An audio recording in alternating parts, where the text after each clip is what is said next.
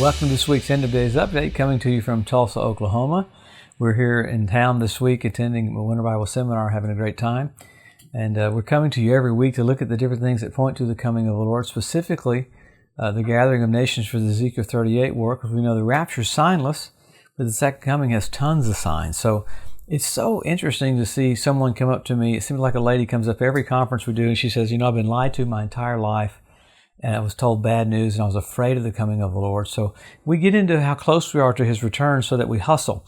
I've never seen a runner in a race see the finish line and slow down. No, all the trainings for when you see the finish line, you accelerate, you pick up the pace. So we're looking at all these things that show us so that we will pick up the pace. I hear people all the time go, well, you don't need to teach on end times. Well, the Bible says it's the hope that purifies you even as you're pure. Not a hope, the hope. So there's something about having that expectation for the future to do the will of God now, and it produces great joy, so you have great strength. Remember Jesus, He rebuked them. He said, hey, you can tell what the weather's going to be, but you don't know your hour of your visitation. So He wanted them to know. Same thing with the madman of Gadara, when the demons cried out, hey, Jesus, have you come to torment us before the time? They knew that Jesus had a schedule, but He was early. So if demons could know the schedule, how much more the church? So we'll try to pick up with what's happened around Israel. So much is happening. Literally 5 or 6 things of complexity about ceasefires, non-ceasefires, and they're all coming from different nations. They're getting ready to go into Rafah. That's going to be a huge deal. And because how big that is, even Egypt is building a wall right there at the border where Gaza and Egypt are, and they're leveling dirt out because they know there's going to be a mass exodus of Rafah into their land because this is going to be a really big offensive. So you have all this happening with the UN. You had the U.S. go to the UN, and thank God they vetoed the ceasefire. Israel, basically, everyone's trying to push Israel to do a ceasefire so that the hostages can go, but they're pushing for ceasefires so that they can rearm, really. It's what they're trying to do. And they're trying to push Israel into accepting a Palestinian state. And right now, Israel is in the middle of trying to stay alive, much less negotiating for a piece of land for people that shouldn't be rewarded for trying to annihilate you. So the jockeying back and forth from Qatar, from United Arab Emirates, from Egypt, from Jordan, from all these nations trying to stop the war because it's so horrible for the Gazans. Yes, it is horrible. Well, they shouldn't have tried to kill Israel because when you try to kill Israel, something bad happens. I looked at the video the other day of that member of parliament in Turkey, and he condemned Israel throughout the whole speech over and over and over again. At the very end, he cursed Israel, and he dropped dead right there. I heard people say, well, in this dispensation, there's no judgment. Really, there isn't. Judgment was laid on Jesus. But you have a crossover of dispensations at the beginning of the church age and at the end of the church age. John the Baptist baptized people for cleansing, ritual cleansing. And really, baptism was to identify with Christ. You're buried with Him in baptism, raised with His resurrection. And that was a precursor to what would happen, that Jesus would go into the heart of the earth. So with that happening in Turkey, it's amazing that He was struck down. I mean, it's on video. You can see it on YouTube. Absolutely amazing. With all of that, you've got so much talk of World War III, so much talk of all the nature going crazy, even a brand new category of hurricane, one with more speed than all the others. And then you have Afghanistan having avalanche. So many people got killed with that. The floods, the storms, and a brand new black hole was discovered, the largest black hole ever. So not just that, you got asteroids and all that, but let's go back to the things happening right around Israel. You had the Houthis in Yemen fire anti-ship missiles from Yemen into, hit one tanker that was an American one, hit one tanker that was a British one. The British one began to sink. So you got, this is the first time they've had to abandon ship. And then they were fired back upon by some American ships and one other British ship. So, I mean, you got a proxy war going on in the Red Sea. They said, we'll keep doing this as long as Israel's attacking Hamas. Well, Israel's not really attacking Hamas. They're defending themselves against Hamas is what they're doing. So with that, you had Israel do airstrikes in Damascus again. They were hitting these plants that were producing chemical weapons. So I'm a little bit surprised that hasn't been used. We know a little bit's been used with phosphorus and stuff, almost like World War I. I love that there was a big push again about Iran's nuclear program. It was the Wall Street Journal said there's no even talk of how close they are when you don't have oversight of it. So that kind of intrigued me. More stuff was happening with China as well. I look at it and go, oh my Lord, China was pouring phosphorus and cyanide into the ocean where the Taiwanese fishermen were, so they wouldn't be able to fish. This was in international waters, and then it was in Taiwanese waters. So you have they're really trying to have a provocation right there with China and Taiwan, and that's why China this week, the FBI said again, China is doing everything it can to make trouble with our electrical grids with cyber attacks. There was a big talk of kind of under the table about the cyber attacks that's getting ready to happen in Iran. I didn't even talk about their gas. Last week I forgot to talk about their water supply, and one of their gas lines got blown up, got sabotaged. And that was completely kept under the radar. I love this one, though. This one's really cool, that you had a report of Jesus appearing in dreams to all these people in Gaza. So you've got Jesus coming to them in the midst of a horrific war. So much stuff with Russia. Russia's getting brand new sanctions because of the people they're killing. You had Ukraine, firing back and forth with that. This is what Putin said. Listen to how crazy he is there in Russia. He said, it's time for nuclear war. We'll hit London. We'll hit New York. He said, if the UK and America keeps trying to help the Ukraine fight with Russia, that's what he's going to do. So you've got the players for the Ezekiel 38 war verbalizing what they're getting ready to do, and you have the setup for all this all over the earth. It's amazing. And thank you. I will. Thanks, England.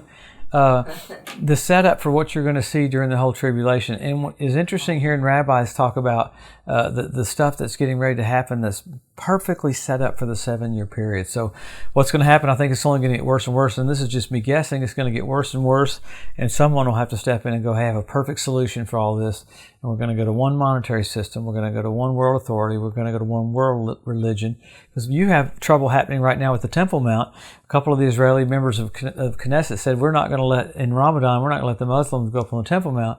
And you got, everything's going to revolve around that Temple Mount. You had some cisterns get full up around the Temple Mount this last week, first time since 1992.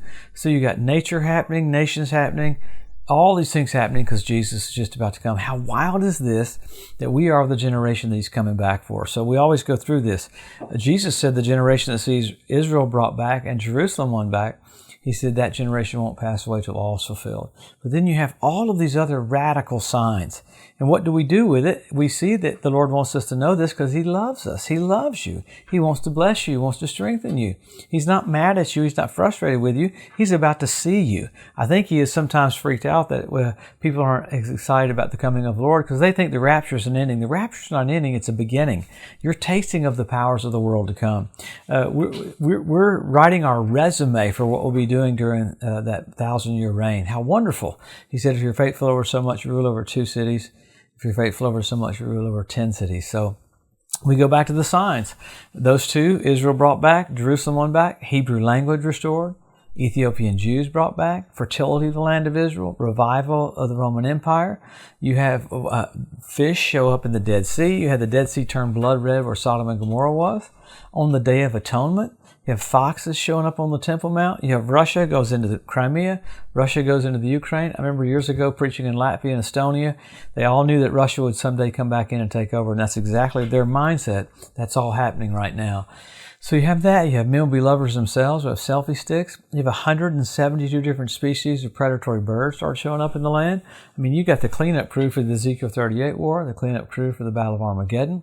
So sign after sign after sign after sign. Some of them are just so amazing. I mean, you had Russia rebuild the archway for Baal worship in Palmyra. That's where the Tower of Babel was.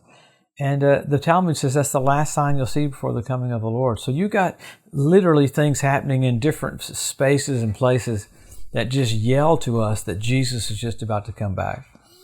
Oh man, there's so much happening that you could get into that's just amazing how flawless it is.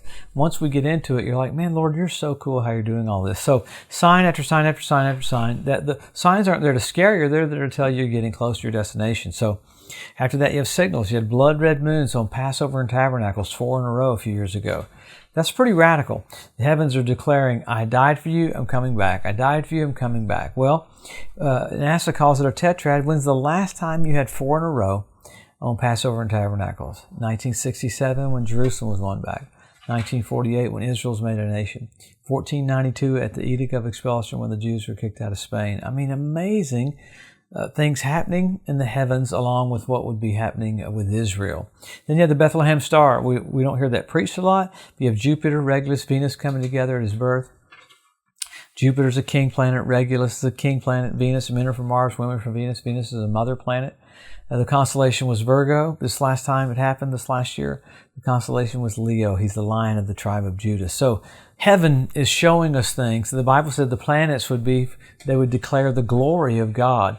It is amazing. I don't get into this very often, but their bonus feature on the Bethlehem Star, a video out by an attorney from Nashville, it shows a reverse eclipse of what was happening in the stars. You have the Passion Lamb was the constellation, and the moon is right here where the lamb is, and it's bright white. And at 3 p.m. on Passover that Friday, there's an eclipse, and the heart of the Lamb goes black exactly when Jesus died on the cross. The flawlessness of that is absolutely staggering. Wow. Because He's God. He's watching over His word to perform it. So we have all these things. You got signs, you got signals. Why? Jesus is just about to come back. I heard people say, well, we shouldn't really talk about that. No, the talking about it is to grab expectancy. Jesus said, when you see these things happen, He didn't say freak out. He said, lift up your heads. Your redemption is drawing nigh, indicating don't be downtrodden. The number 1 and 2 things about hearing about the coming of the Lord, Paul said, so you'd be happy and you'd be hopeful. So He loves you. He wants to bless you. He wants to strengthen you. So make changes. Get everything ready. Help your local church. Help your local pastor.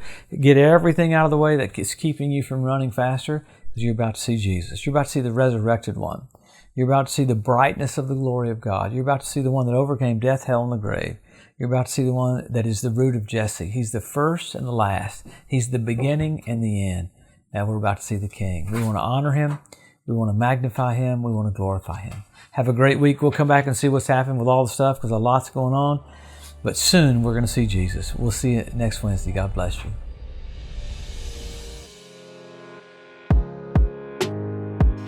Thanks for joining us today at the End of Days Update. If you'd like to be notified every time there's a new post, just go to the EDU at josephmorris.com and subscribe to receive email alerts. If these posts and updates have been a blessing to you, please consider making a one-time donation to help get the message out, or even becoming a monthly partner with Joseph Morris Ministries. Thanks again for tuning in to the EDU, and we'll see you next week.